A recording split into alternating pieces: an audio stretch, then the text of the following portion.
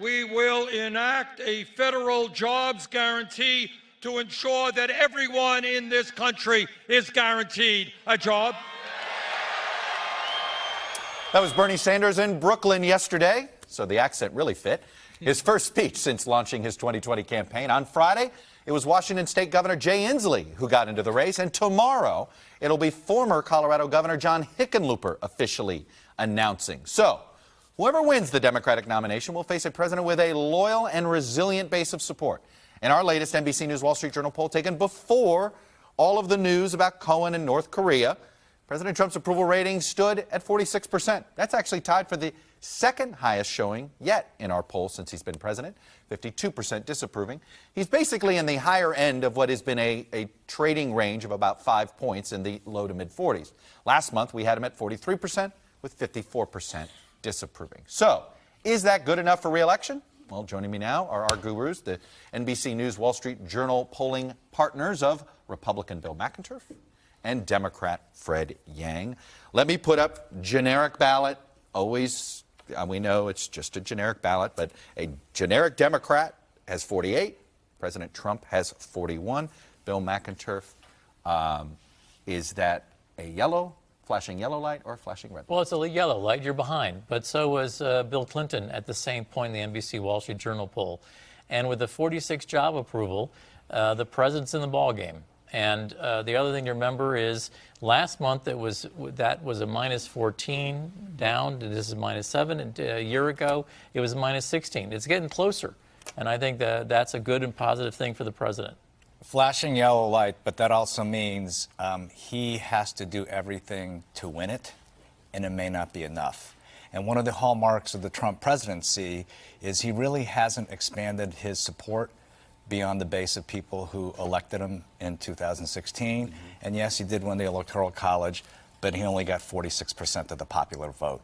And in a two-person race, which we still may have, 46% doesn't probably win you the presidency. Well, it's interesting then. What do Democrats want? This is one of the questions we asked here, which is among primary voters, do they want someone who's closer to their views? This is among Democrats, or somebody who's simply got the best chance to beat Donald Trump? 56-40. So a majority want somebody closer to their views. But believe it or not, 4 years ago, nearly 80% wanted somebody a bit more pure, while 20% were in the pragmatic wing. Bill, did that surprise you? No, because 4 years ago it was some anonymous Republican. This is President Trump. Enormous Democrat intensity against him. And, you know, if you showed the Republican numbers 4 years ago, or sorry, 8 years ago about Obama, they would have looked just like that. 40% I want to beat Obama. Majority I want somebody who agrees with my views.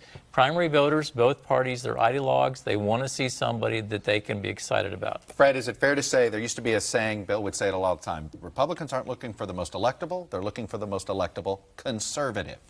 Is that what Democrats are looking for? Not necessarily the most electable purely, but the most electable progressive. I think from our polling data, other polling data, yeah, I'd have to say that is probably a fair characterization. I will also say that it's not just a binary choice with so many different candidates running on the Democratic side. And even if you're taking the progressive issue lane, there's so many different progressive issues a candidate can try to get a hold of. Yeah. So many people, and one important thing, there will be one more Super Bowl before there's a vote.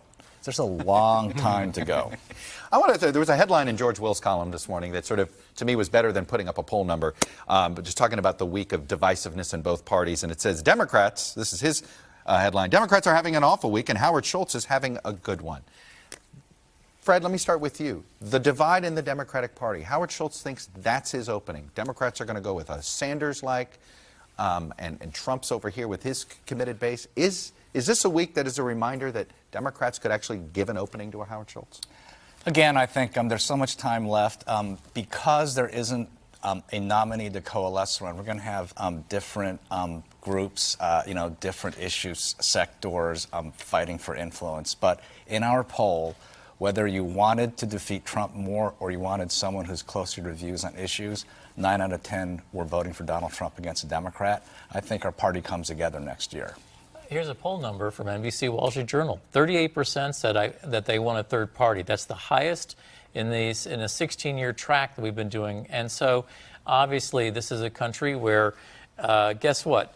Since 1989, Democrats have become more liberal, all-time record last year. Republicans have become more conservative, all-time record. Independents, all-time record, more moderate. There is certainly an impulse in the middle of the country to see some other option between these two parties. Well, it's funny you put it that way. You guys had a fascinating chart, and I'm going to put you guys a bit on the spot here. It was about President Trump. Has he been honest and truthful on the Russia investigation? And we had it split up by where people get their news on television on the cable front. Well, let me put it up here. So has the president been truthful or honest on Russia? Among Fox viewers, 84% of Fox viewers believe the president has been truthful. Among MSNBC viewers, that's 21%. Among CNN viewers, that's 1%. Look, these are small samples. We can debate that. But that does tell you something major. What does it say to you, Fred? It tells us that you get your reality from what channel you watch. And what does that mean for how this play? I mean, does that mean that the Michael Cohen hearing, while as significant as it was, Bill, as far as maybe the legal case and everything that we're worried about here, that the country has made up their mind, or that the partisans have made up their mind? I hate to say this since you do a weekly show, but one of the main things you learn as a pollster is, please, our country sort of comes to a steady state and it's very hard to change. All the Russia news, all the Korea, all the stuff, I think we could do this same survey next week and these numbers would be within a point of each other. You just have to, in some ways, ignore everything that happens and look at longer-term trends. And the longer-term trend is the country sort of said they've sort of decided what they think about Russia, and until there's a heck of a lot more fact, this country is nowhere near where it needs to be to think you could impeach a president. And to go to what Ms. Cooper said in the previous segment, I think most partisans have decided what the truth is right now, and that's what, in terms of the Cohen and Mueller report, we'll have to see what actually happens in the Mueller report for people to have reaction to the Mueller report. There is another chunk of people who actually ignore social media all week long. Anyway, Fred Yang, Bill McInturf, Gold Standard Pollsters. Thank you very much. Hey, NBC News fans, thanks for checking out our YouTube channel. Subscribe by clicking on that button down here, and then click on any of the videos over here to watch the latest interviews, show highlights, and digital exclusives. Thanks for watching.